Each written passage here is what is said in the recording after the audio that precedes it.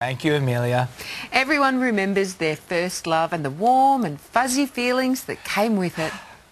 So how do you guys feel about each other? Oh my gosh, I totally love him. And I'm crazy about her. He even wrote his number on my hand. There you have it, young love, full of promise, full of hope, ignorant of reality.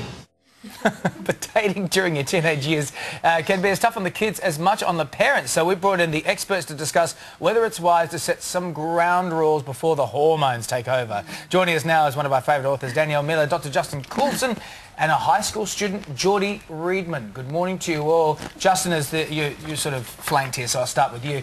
Let's start with the rules. Now, you and I talked about this on Twitter, but you've got a ban on dating until your daughters are 16.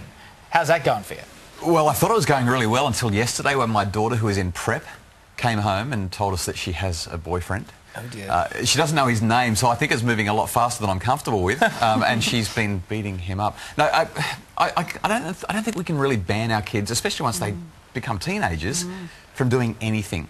But what we have done with our kids is we've taught them contextually appropriate and developmentally appropriate ideas around relationships, and encourage them to not get involved with boys, because I've got 5 daughters, encourage them to not get involved with boys until they're at least 16. So, you know, in the playground, they become friends with people, you know, boyfriend, girlfriend kind of thing, and all of a sudden they ignore the girlfriends, and relationships change, and people start hating everybody, and rumours start, and it just makes things messy. And as they've watched that happen, and we've talked about it at home, they've gone, wow, this whole relationship thing is not good.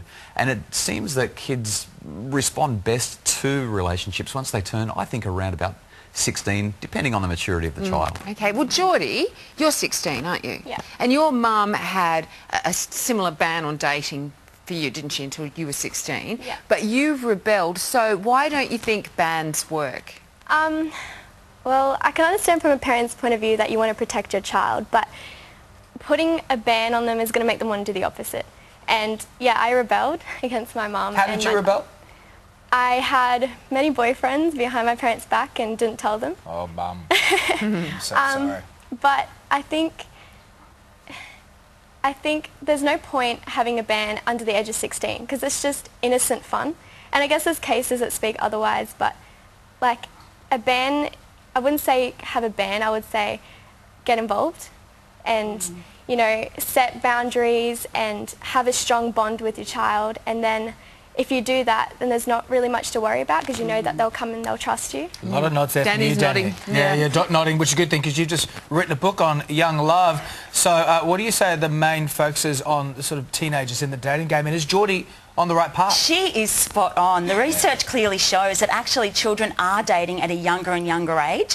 In fact, 50% of tweens, so children between 12 and 14, say that they're already dating. And half of those students don't tell their parents because they're really scared they'll get in trouble.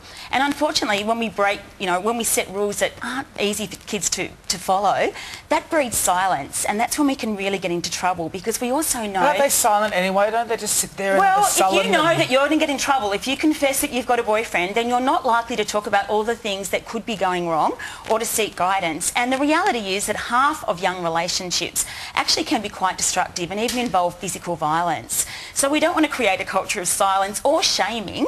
We really want to create an open dialogue around these issues because teenagers are going to be interested. Okay, but the difficult thing that I'm seeing is that you want to create an open dialogue, but you also don't necessarily want to encourage your teenager to be dating. How do you do that? Gently, on eggshells, and it's really about trust. You know, if your kids believe that you will always act in their best interests, if you do what we've talked about already, kids will know that they're not going to get in trouble, but what you're doing instead is you're having this dialogue where you're teaching them about relationships. So my eldest daughter, who's in year 9 this year, she understands that when you get involved in relationships too young and they become quite heavily affectionate, shall we say, it leads to other things, and the repercussions of that ongoingly become quite destructive, especially for girls. So it's about providing them with the context, having the relationship open. Yesterday in the car she was telling me about this boy that she really likes, but you know, what's going on in the playground around that relationship, and when we can talk about that without the judgment and without, as you said, Danny, coming down hard on them when they know that we're their ally, not their adversary, that's where we start to have this really interesting conversation. We've got to go, but Jordie, I just wanted to ask you quickly, when your mum lifted your dating ban, then you actually stopped dating, didn't you? Actually, no. Oh, I didn't. Your mum's just over there, by the way. Look, I didn't date. After I turned 16, actually, I didn't date. And I'm 17 soon, and it's funny because I have my first official date that I'm allowed to be dating tonight. Yeah, so. Tonight. Oh, I'm sure that's hilarious. Irony is sweet, isn't it? What time do you have to be home by? It's at 6:30. Yeah, it's a school night. So. Yeah, Okay. I think we should give her a book to read before she goes. Good idea. Thank you very Really, much, Sonia everybody. Kruger. Coming up, Makeup Maestro Michael Brown has